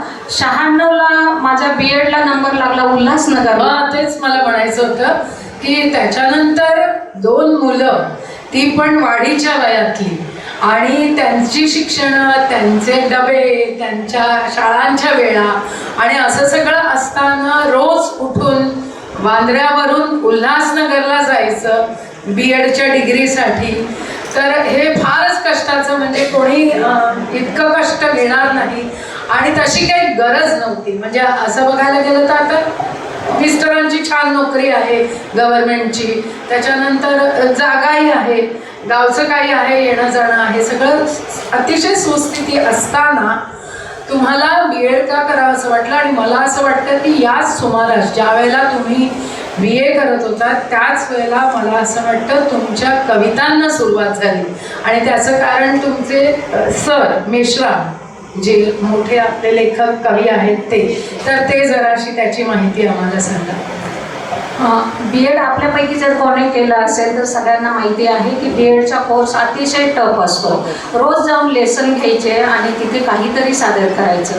परंतु इथून उल्हासनगरला जायचं, कॉलेज सुटल्यानंतर 3:30 घरी वाजायचे यायला, त्यानंतर सगळी राहिलेली कामं, मुलांचा अभ्यास, परत संध्याकाळचं सगळं हे असं होतं आणि अभ्यास करायला वेळच मिळायचा नाही. मग सकाळी ट्रेनला माझा 5 वाजता सकाळी म्हणजे दिवस सुरू व्हायचा आणि 6:30ची कुर्ल्यावरची पहिली ट्रेन पकडायची, कारण तरच आम्ही 8 वाजता कॉलेजला पोहोचायचो. आणि नॅशनल कॉलेज उल्हासनगरचं, तिथे सिंधी आमच्या प्रिन्सिपल होत्या, अतिशय कडक होत्या आणि थोडा उशीर झाला, ती ट्रेन सुटली की नंतर अर्धा तास आम्हाला ट्रेन नाही आणि तेवढा उशीर व्हायचा परत जायला. त्या बाहेरच बसलेल्या असायच्या, कोण लेट येत आहे आणि काय. तर मग त्यांची रोज भांडणं व्हायचे. मी त्यांना सांगायचे, मॅडम तुम्ही एक दिवस माझ्याबरोबर चला बांद्र्याला, आपण दुसऱ्या दिवशी बरोबर येऊ आणि तेव्हा तुम्हाला कळेल की आम्हाला किती स्ट्रगल करावं लागतं. कारण बांद्र्यावरून बस पकडायची, सायनला जायचं, स्लो ट्रेनने कुर्ल्याला जायचं, कुर्ल्यावरून परत ट्रॅक बदलायचा, परत दुसरी ट्रेन येईपर्यंत वाट. मग असा तो हे असायचा. आणि मग ट्रेनमध्ये बसलं की थोडं निवांत व्हायचं आणि मग एखादा ललित लेख, कधी निबंध, कधी कविता, कधी पाहिलेला क्षण असं लिहायचं आणि माझ्याबरोबर ज्या मुली असायच्या त्या मुलींना वाचून दाखवायचे, त्यांना ते खूप आवडायचं. तर अशा प्रकारे मला वाटतं तिथे माझ्या लेखिकेचा जन्म झाला असं मला वाटतं. वेस्टर्न रेल्वेवरून सेंट्रल रेल्वेचा प्रवास, आज अगदी अशी वेळ आली आहे की म्हणजे मुली उपवर मुली उपवर मुलींना सुद्धा आजकाल सेंट्रल रेल्वेला जायचं नसतं. म्हणजे एखादी बोरिवलीची मुलगी असेल आणि तिला ठाण्याचं स्थळ मिळालं तर नको म्हणून सांगतात. अशा वेळेला तुम्ही इतका प्रवास केला आणि तो पण अत्यंत यशस्वीपणे धडाडीने केला. मला असं वाटतं त्याच्यानंतर MA आपसुकच झालं असावं. MA करणं अगदी म्हणजे हातच्या मळासारखं किंवा तुम्हाला ते MAची डिग्री मिळालेली कळलीही नसेल, परंतु तरीसुद्धा आपण एखादी पुस्तक प्रकाशन संस्था स्थापन करावी असं तुम्हाला कधी वाटलं, का वाटलं आणि ते कसं अस्तित्वात आलं? म्हणजे प्रकाशन संस्था आज तुम्हाला अगदी मला सांगायला खूप खूप आनंद होतोय की भरारी प्रकाशनची जवळजवळ 300 पुस्तकं, लता गुठे मॅडमच्या भरारी प्रकाशनची 300 पुस्तकं प्रसिद्ध झालेली आहेत. त्याच्यानंतर त्यामध्ये देवेंद्र भुजबळ वगैरे असे काही मोठे मोठे लेखक आहेत की ज्यांची एकेकाची 6-6 पुस्तकं, माधवी कुंटे नावाच्या एक लेखिका आहेत, देवेंद्र भुजबळ नावाचे एक अधिकारी आहेत, असे अनेक लोक आहेत. मला सगळेच्या सगळे तुम्हाला आत्ता सांगता येणार नाही, पण एकेका लेखिकाची 6-6, 7-7, 10 पुस्तकं सुद्धा त्यांनी प्रकाशित केले. त्यांच्या प्रकाशन संस्थेची आणखी काही वैशिष्ट्ये अशी आहेत की त्या दर 15 ऑगस्टला एक स्वातंत्र्य विषयक पुस्तक प्रकाशित करतात आणि तो त्यांचा जो नेम किंवा नियम आहे तो आता यंदाच्या वर्षी सुद्धा त्या सावरकरांवरती एक पुस्तक छापत आहेत. गेल्या वर्षी त्यांच्या स्वातंत्र्य सैनिक स्त्रिया त्यांच्यावरती एक सुंदर पुस्तक झालं आणि त्या पुस्तकाचं प्रकाशन SNDTच्या कुलगुरू अमिता चक्रदेव यांनी केलं. मी त्या सोहळ्याला उपस्थित होते आणि खरंच अगदी म्हणजे कौतुकास्पद सर्वात मानाचा तुरा असा मला वाटला. तर ते भरारी प्रकाशन ही संस्था कशी अस्तित्वात आहे? संपदा, तू आता म्हणालीच आपसूक झालं असेल. आपसूक असं काही झालं नाही. मी जेवढी सहज सांगते ना तेवढं सहज काहीच झालं नाही. प्रत्येक गोष्टीसाठी तितकं स्ट्रगल करावं लागतं. तुला अजूनही माहिती आहे की माझ्या घरामध्ये, माझ्या कुटुंबामध्ये किती गोष्टीसाठी म्हणजे आपल्याला हे करायला लागतं, किती स्वप्न आपल्या बाजूला ठेवावे लागतात. परंतु ध्येय जर असेल ना तर आपण नक्कीच मार्ग काढतो. BEd झालं. BEdच्या नंतर मग मी शाळेमध्ये नोकरीला लागले. BEd यासाठी केलं कारण त्यावेळेला माझे मिस्टर म्हणत होते की MPSCच्या वगैरे परीक्षा दे, तुझं सहज सिलेक्शन होईल, कारण वाचन खूप होतं आणि अभ्यासाची एक वृत्ती असल्यामुळे ते तू करू शकशील. पण नाही, मला शिक्षिका व्हायचं आहे, कारण मुलांना मी जे घडले किंवा माझ्यात ते रुजलं ते मला मुलांमध्ये रुजवायचं होतं, म्हणून मी BEd केलं. बरं, BEd झाल्यानंतर मी लगेच बांद्र्याच्या काही शाळांमध्ये नोकरीही केली आणि नोकरी करता करता महात्मा गांधी विद्यालयात कार्डिनलमध्ये गेली, पुरुषोत्तममध्ये होते. अशा 2-3 शाळांमध्ये नोकरी केली आणि नोकरी करत असताना MA केलं मी डिस्टन्स एज्युकेशनमधून. त्यावेळेला केशव मेश्राम वगैरे शिकवायला होते, सदा करायला आम्हाला शिकवायला मुंबई विद्यापीठापासून. पण डिस्टन्स एज्युकेशनवाल्या मुलांना शेवटी 2 महिनेच लेक्चर घ्यायचे आणि ते रुपारेल कॉलेजमध्ये असायचे, तर तिथे मी रोज लेक्चरला जात होते. तर केशव मेश्रामच्या ज्या कविता ऐकल्या किंवा त्यांचं पाठांतर, त्यांचं सादरीकरण, की अक्षरशः त्या कवितेच्या प्रेमात पडले. कारण त्याआधी मी थोड्याफार कविता लिहित होते. मी BEd असताना पहिली कविता लिहिली होती. ती कविता अशी होती: डोळ्यांच्या या निशब्द लहरी सांगून जातात सगळं काही, डोळ्यांच्या या निशब्द लहरी सांगून जातात सर्व काही, पापणी झुकता खाली छेटाव म्हणतात गालावरी. तर ती अशी पहिली BEdला लिहिलेली कविता आणि त्यानंतर कवितेचा सिलसिला सुरू झाला. माझ्या घरामध्ये कोणीही प्रकाशक नव्हतं, कोणीही लेखक नव्हतं, कोणीही संपादक नव्हतं. माझ्यासाठी हे सगळं क्षेत्र नवीन होतं. परंतु मला असं वाटतं की माझं जे नशीब आहे, डेस्टिनी आहे, ती मला इथपर्यंत घेऊन आलेली आहे आणि याच्यासाठी माझा जन्म झाला असावा असं मला नेहमी वाटतं. म्हणून मी त्यामध्ये सगळं काही शिकून घेतलं. तुला माहिती आहे की प्रकाशन व्यवसाय सुरू केला त्याचं कारण असं झालं होतं की मी जेव्हा पहिलं पुस्तक प्रकाशित केलं तर मला दुसऱ्या प्रकाशकाकडून अतिशय वाईट अनुभव मिळाला. तो वाईट अनुभव परत दुसऱ्या लेखकांना मिळू नये म्हणून मला प्रकाशन व्यवसाय सुरू करावा असा वाटला. त्याच्या आधी एक गोष्ट अशी घडली होती की रेल्वे स्टेशनवर उभी असताना मी चांदोबा एक मासिक त्यांना मागितलं, मुलांसाठी गिफ्ट द्यायचे होते. तर त्यांनी सांगितलं मॅडम ते केव्हाच बंद झाले. तर मग मी म्हणाले की अरे मग मुलांनी काय वाचायचं. तर तेव्हा तो स्टॉलवाला मुलगा मला म्हणाला आम्ही काय सांगावं, तुम्ही बघा काय वाचायचं ते. आणि त्यावेळेला माझ्या डोक्यात हे झालं की आपण मुलांसाठी काहीतरी आता लिहिलं पाहिजे, सुरू केलं पाहिजे. त्यासाठी चेरीलँड नावाचं मासिक सुरू केलं. त्याचं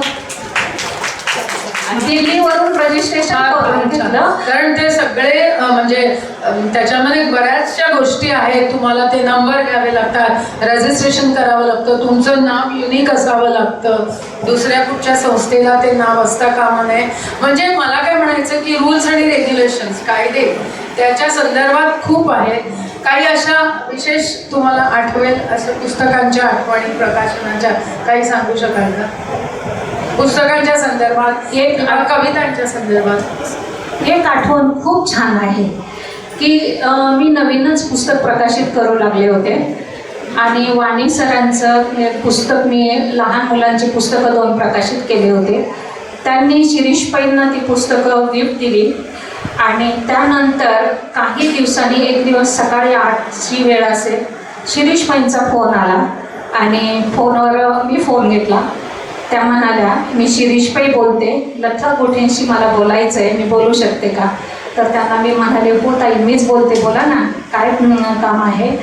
तर त्यावेळेला शिरीष पै म्हणाल्या, म्हणजे शिरीष पै ही फक्त मी हायकूची जनक आहे आणि आचार्य आत्रेंची मुलगी, नवा काळ त्यांनी संपादित केलेली, हे गोष्टी मी त्यांच्याबद्दल फक्त ऐकल्या होत्या. त्या बाईचा मला फोन येतो आणि त्या म्हणतात की तू जी पुस्तकं प्रकाशित केलेली आहे ती इतकी सुंदर आहे की कित्येक वर्षामध्ये मला अशी पुस्तकं पाहायला मिळाली नव्हती. ही माझ्यासाठी फार मोलाची आणि महत्त्वाची पावती होती. आणि त्याच वेळेला त्या असंही म्हणाल्या अगं मला चालता येत असतं ना मी तुला भेटायला आले असते, पण मला चालता येत नाही, तू मला भेटायला येऊ शकतेस का. म्हटलं हो ताई येईन.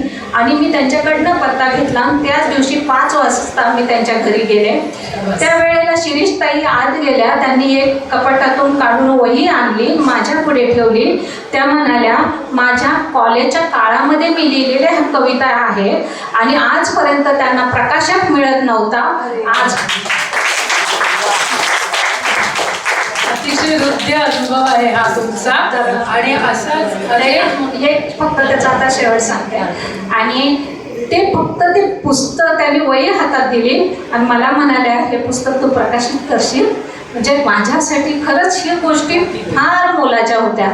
तसंच माझ्या आयुष्यात दुसरी व्यक्ती आली ती म्हणजे यशवंत देव. यशवंत देवांचा खूप छान सहवास मिळाला आणि काही कारणामुळे मला नाही त्यांच्याकडे जाता आलं किंवा फोन करता आला.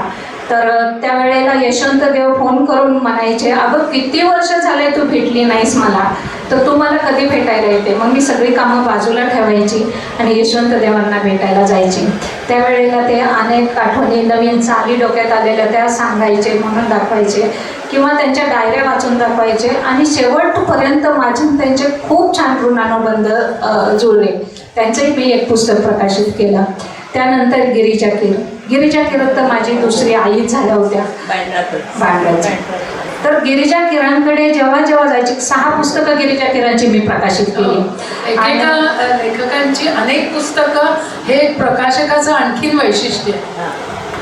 आणि गिरीजा किरणची जेव्हा पुस्तकं प्रकाशित केली त्याआधी माझ्या एका दिवाळी अंकाला त्यांनी लेख लिहिला होता आणि त्या लेखामध्ये गिरीचा पहिले हे झालं होतं. तर मला म्हणाले की नाही वेळेंटी दुसरी झाली होती. त्या म्हणाल्या नाही माझ्या गिरीजाची पहिली चूक केलीस तू. तर इतकं त्या स्ट्रिक्टली आणि त्यांचं मग त्यावेळेला मला कळालं आणि तरीही मी त्यांचं पुस्तक प्रकाशित करण्याचं धाडस केलं, कारण मला तितकं काटेकोर काम शिकायचं होतं. त्याच्यातून मी शिकत गेले आणि यांच्या सहवासातून एक गोष्ट लक्षात आली की पाय जमिनीवर ठेवून आकाश कसं कवेत घ्यायचं असतं. अतिशय छान, अतिशय छान तुम्ही बोलात की, आणि खरंच गिरिजा किरणच्या बद्दल अशा वदंता पण होत्या की त्या फार कडक होत्या आणि तरीसुद्धा त्यांचा लोभ तुम्हाला लाभला, हे खरंच कौतुकास्पद आहे.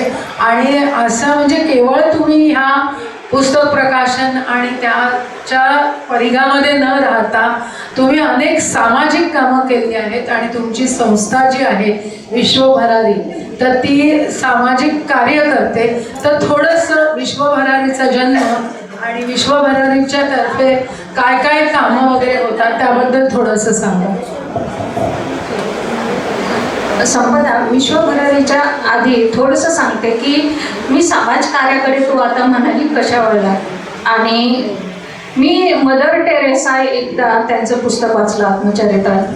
तर त्या पुस्तकामध्ये एक वाक्य लिहिलेलं होतं की एखाद्या गरजू व्यक्तीला मदतीचा हात देताना आपलं काळीजही देता आलं पाहिजे. तर ते काळीज देणं काय असतं ते मला तिथे शिकायला मिळालं. मधुबाईंची पद्मश्री मधु मंगेश कर्णिक यांची पहिली मुलाखत घेतली आणि ती शब्दांकन केली. तेव्हा त्यांना दाखवायला गेले, कारण मी नवीनच होते या क्षेत्रामध्ये. तर त्यावेळेला सर मला म्हणाले की उत्कृष्ट हा मुलाखत लेखनाचा प्रकार तू नवीन निर्माण केलास, तू मुलाखती घे आणि मुलाखती शब्दांकन कर. मधुबाईंची मुलाखत घेताना त्यांचं एक वाक्य असं होतं की कोणत्याही गोष्टीसाठी वेड झाल्याशिवाय इतिहास घडत नाही. वेड्याचे इतिहास घडवतात आणि शहाणे वेड्याचे इतिहास वाचतात.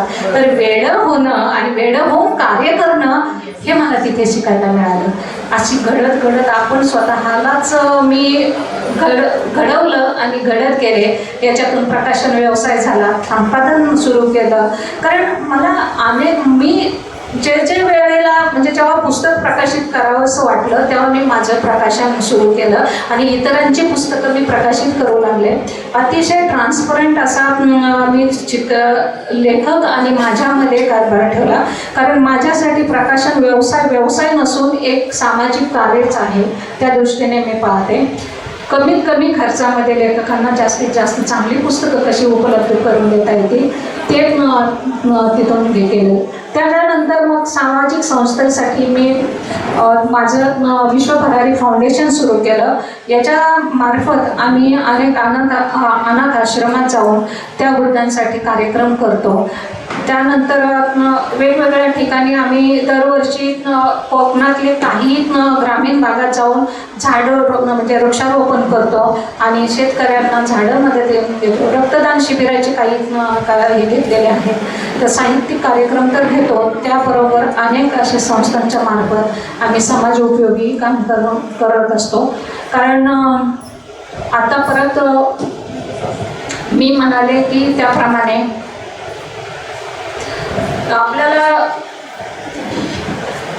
माझे पहिले गुरु हे पुस्तकं आहे आणि त्या पुस्तकातल्या एका वाक्याने मला बदलवलं. मी आधीच सांगितलं होतं, जेव्हा स्वातंत्र्यवीर सावरकरांची माझी जन्मठेप हे पुस्तक मी वाचलं त्यावेळेला मी सावरकरांच्या साहित्याकडे वळले आणि त्यावेळेला सावरकरांचं एक वाक्य असं होतं की देहाकडून देवाकडे जाताना मध्ये एक देश लागतो. देहाकडून देवाकडे जाताना मध्ये देश लागतो, त्या देशाचं आपण काहीतरी देणं लागतो. तर हे देणं भेटण्यासाठी विश्वभरारीची स्थापना झाली आणि सामाजिक कार्याकडे वळले. विश्वभरारीला खूप चांगले उपक्रम लाभोत आणि तुमचं उत्तरोत्तर अशीच प्रगती करत राहोत असं मी सदिच्छा व्यक्त करते. आणि खास आपल्या प्रेक्षकांसाठी एखादी तुमचं स्त्रीवादी कविता जर तुम्ही सादर केली तर सर्वांना खूप आनंद होईल. आणि तत्पूर्वी मी काय सांगते की कार्यक्रमाचा शेवट आपण त्यांच्या एखाद्या सुंदर स्त्रीवादी कवितेने करूच, पण तुम्हाला प्रेक्षकांपैकी सदस्यांपैकी सभासदांपैकी कोणाला काही प्रश्न वगैरे असतील तर विचारा. मला थोडं बोलायचं. नमस्कार, माझं नाव स्मिता मनोज पाधे आणि याच वर्षी मी बीनाताई यांच्या मैत्री तुमच्या ग्रुपमध्ये सामील झाले. आणि आज मी मुद्दाम इथे बोलायला आले. मी फक्त 2 मिनिटं घेणार कारण अचानक आले. लताताई आणि संपदाताई आज आले आहेत आपल्याकडे. आणि लताताईंविषयी बोलायचं म्हणजे मी इतकं त्यांना रिलेट केलं. तुम्ही पोलीस म्हणजे तुमचे मिस्टर, माझे वडील सुद्धा पोलीसमध्ये रिटायर झाले. तुम्ही वांद्र्याला होतात, माझं माहेर बांद्रा पूर्व. मी न्यू इंग्लिश स्कूलची माझं कॉलेज चेतना कॉलेज. तुम्ही क्वार्टर रोड म्हणालात, बँड्राला तुम्ही पोलीस क्वार्टरमध्ये होतात. तिथे माझे बाबांचे बरेच कलिग्स होते. लहानाचे मोठे आम्ही तिथे येत जात होतो. राहायला आम्ही बँड्रा ईस्टला होतो, पण हे काटर रोड हे वेस्टला आहे. अढाव म्हणून तुम्ही ओळखता का तिथे? अढाव तिथे राहत होते. अगदीच मला वाटलंच ते इथेच राहतात वेस्टला, आपल्या अंधेरी वेस्टला. मला कुठेतरी जाणवत होतं की कुठेतरी काहीतरी लिंक ही जुळणारच आहे. माझे बाबा पण तुमच्या मिस्टरांना ओळखणारच आहेत, ते मी बोलीन त्यांच्याशी. हा एक भाग झाला. दुसरा मला फक्त 2 तुमच्या बाबतीत असं सांगायचं वाटतं की 9वी असताना तुमचं लग्न होऊन त्या गावातून तुम्ही मुंबईला आलात. मी विचार करत होते तुमच्या मनाचा त्यावेळेचा की का माझं लग्न होतंय, का मला लग्न नाही करायचंय. पण त्या प्रश्नाचं उत्तर आज तुम्हीच दिलं की माझ्या डेस्टिनीमध्ये हे सर्व होतं, म्हणून तुम्हाला तिकडनं इथे येण्याचा तो मला वाटतं हा मार्ग होता. आणि दुसरं महत्वाचं म्हणजे तुमचे मिस्टर, म्हणजे त्यांनी तुम्हाला अगदी सहकार्य केलं. आणि खरं तुम्ही सुरुवात केली तेव्हाच मला जाणवलं की जर पोलीस खात्यात आहेत म्हणजे सुशिक्षित, तुमचं माहेरही इव्हन, तुम्ही असं सगळं म्हणालात. म्हटलं असं कसं 9वीत लग्न म्हणजे काय म्हणजे. पण तुम्ही जसं एक उलगडत गेलात की नाही घरातली परिस्थिती, आजोबांना पण बघायचं होतं, लग्न होऊच शकतं, म्हणजे मी मान्यच करते ते विथ ड्यू रिस्पेक्ट.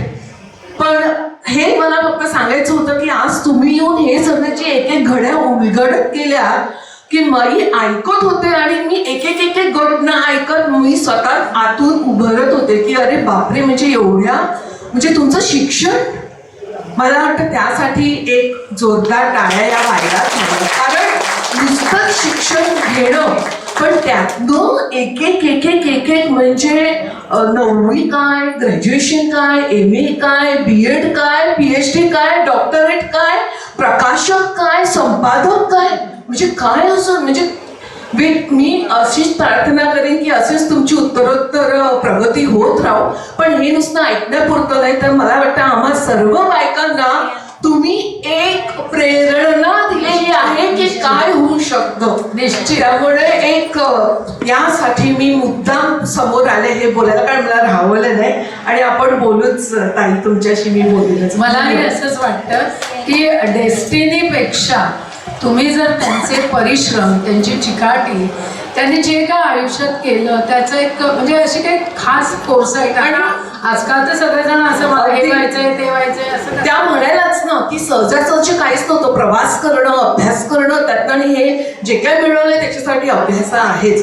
म्हणजे या सगळ्याच गोष्टींना हॅट्स ऑफ आहे. हा शब्द खूप छोटा आहे, पण मी बीनाताईंना खूप खूप थँक्यू म्हणते की आज त्यांनी आपल्या समोर हे व्यक्तिमत्व आणून उभं केलंय. खूप प्रेरणा दिली. थँक्यू बीनाताई, थँक्यू सो मच. माझं नाव स्मिता मनोज पाधे, माझं माहेरचं चौधरी, माझ्या वडिलांचं नाव हरिहर अमृतराव चौधरी. तुमच्या मिस्टरांना कदाचित म्हणजे खरं तर तुला एक सांगते स्मिता की नदी आणि आपलं काहीतरी खूप याचं नातं असतं. जशी नदी असते ना तिला कोणीच अडवू शकत नाही, तसंच स्त्रीचं पण असतं. कारण ती एक शक्तीचं रूप आहे. जर तिने मनात ठरवलं की मला इथपर्यंत जायचंय, मला हे करायचंय, मग त्याला वय आडवा येत नाही, कुठल्याही गोष्टी आडव्या येत नाही. कितीही तुम्ही आडवायचा प्रयत्न केला. मी एकदाच फक्त माझ्या एका जवळच्या व्यक्तीला म्हणाले होते की मला जर आडवायचा प्रयत्न केला तर माझा गटार होईल, आणि वाहू दिलं तर माझा खळखळाट टकेल. तर अशा ह्या काही गोष्टी असतात की आपल्याला कुठं जायचंय, फक्त एवढं आपल्याला माहिती पाहिजे की मला नेमकं जायचंय कुठे, मला काय करायचंय, मी काय करते आणि माझा जन्म कशासाठी आहे. याचा ह्या 5 गोष्टीचा जर शोध घेतला ना, आपण आपल्या आयुष्यात काहीही करू शकतो. मना हे दार उघड हे माझं पुस्तक आहे आणि हे पुस्तक संपदाने मला वाटतं उल्लेख करायचा ते विसरले. तर ते मना दार उघड हे पुस्तक माझ्या आयुष्याची गीता आहे असं मी म्हणेन. कारण लहानपणी मला पडलेला एक प्रश्न असा होता, तुमची वेळ संपली आहे का? नाही. लहानपणीपासूनच मी आधी म्हणाले होते की कीर्तन भजन आणि याच्या अध्यात्माचे संस्कार माझ्यावर रुजले. तर त्यावेळेला मला एक प्रश्न पडला होता, जर मंदिरातल्या मूर्तीमध्ये देव असूच कसा शकतो? ती तर एक कलाकाराची कलाकृती आहे आणि त्या कलाकृतीमध्ये परमेश्वर कसा असू शकतो हा मला पडलेला प्रश्न. आणि त्याचा शोध घेत अनेक वर्ष जेव्हा मी विपश्यनेला गेले आणि विपश्यनेला गेल्यानंतर मला त्याचा शोध लागला, परमेश्वर बाहेर नाही, तो फक्त माणसाच्या आतमध्ये आहे, प्रत्येकाच्या हृदयात आहे. आणि मग आणखी एक गोष्ट लक्षात आली की मग तो आपल्याला दिसत का नाही. त्यावेळेला आणखी मला त्याचं उत्तर शोधावं लागलं आणि त्यावेळेला मला विवेकानंदाच्या काही पुस्तकातून त्याचं उत्तर मिळालं की आपल्या ठिकाणी जे विकार असतात त्या विकार म्हणजे अंधार आहे. जोपर्यंत आपण ते विकार दूर करत नाही तोपर्यंत त्याचं प्रकाशाचं जे चैतन्य आहे, ईश्वराचं चैतन्य आहे, ते आपल्याला जाणवत नाही. म्हणून मग ते विकार कसे बाहेर काढायचे यासाठी अष्टांग योग साधना केली. अष्टांग योग साधना 15 वर्ष केल्याच्या नंतर एक गोष्ट आणखी लक्षात आली की जेव्हा विपश्यना करताना माझं शरीर वेगळं आणि माझा आत्मा वेगळं मी पाहिला, त्यावेळेला मरणाची भीती, सगळ्या भीती संपल्या. कारण काय असतं ना की आपण बाहेरचं जग पाहतो आणि आतलं जग फक्त बंद डोळ्याने दिसतं. आतलं जग खूप सुंदर आहे. एकदा तुम्ही मेडिटेशनमध्ये आत गेलात ना, बाहेर यावंसंच वाटत नाही. मी सगळ्या भगिनींना एक विनंती करेन की 10 दिवसाचा मेडिटेशनचा कोर्स आपण कराच. कारण तो केल्याशिवाय खरंच आपल्याला आपण समजत नाही. तर आपण आपलं हे जे माणसाचं आयुष्य आहे ना, त्याच्यात आपण आपल्याला समजून घेणं सगळ्यात महत्त्वाचं आहे.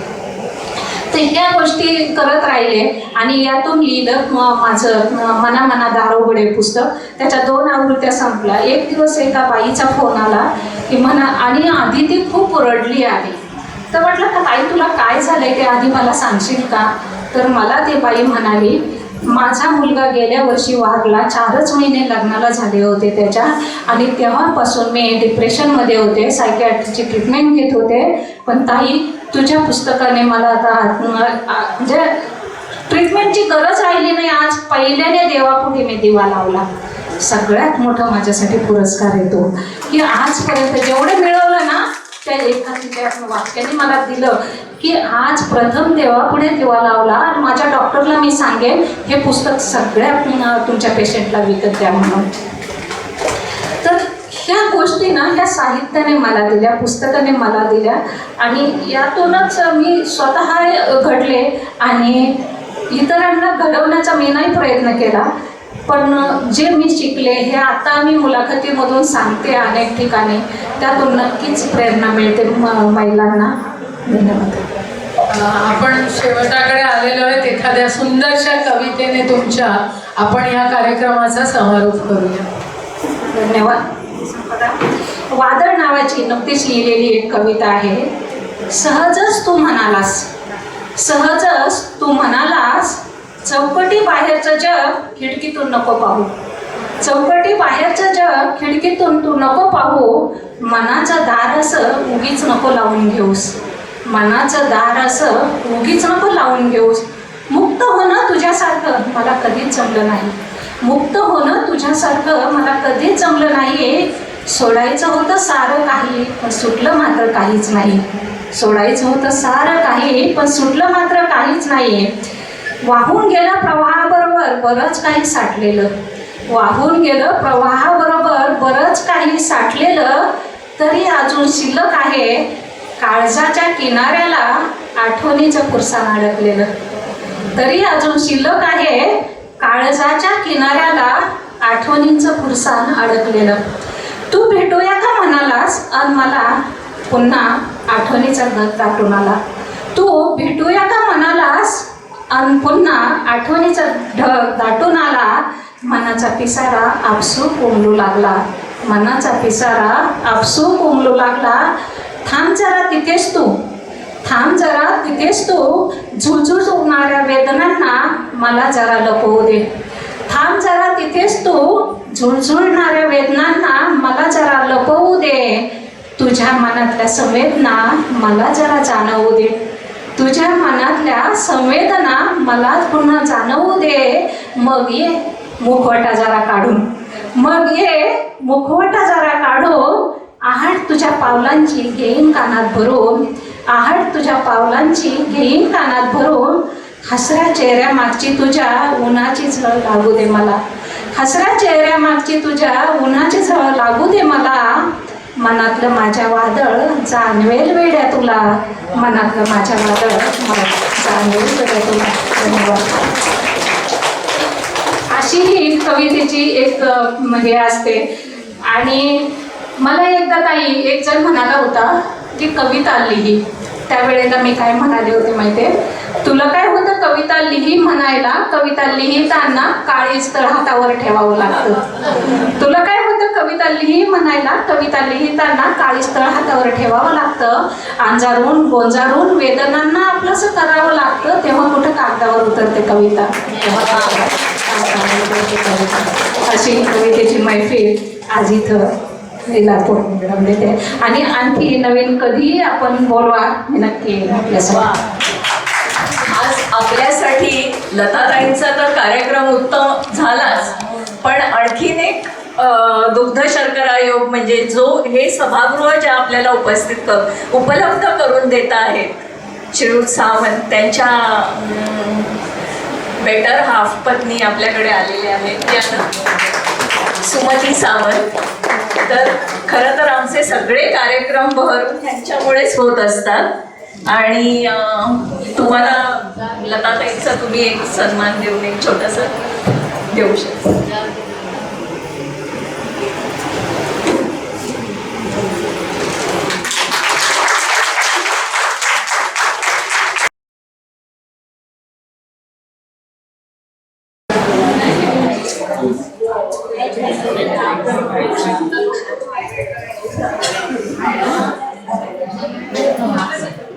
आणि तुम्हाला जर आवडलं असेल तर नक्की प्रतिक्रिया द्या आणि तुमच्या शुभेच्छा सतत माझ्या कार्यक्रमाच्या प्रतिक्रिया ग्रुपवर टाकल्या तर आम्ही नक्की त्या लताताईंपर्यंत पोहोचूच. दुसरं म्हणजे आपल्या बऱ्याच जणांची मैत्रीण आहे स्मिता आपटे, तिच्या दोन्ही पुस्तकांचं प्रकाशन पण लताताईंनीच केलं.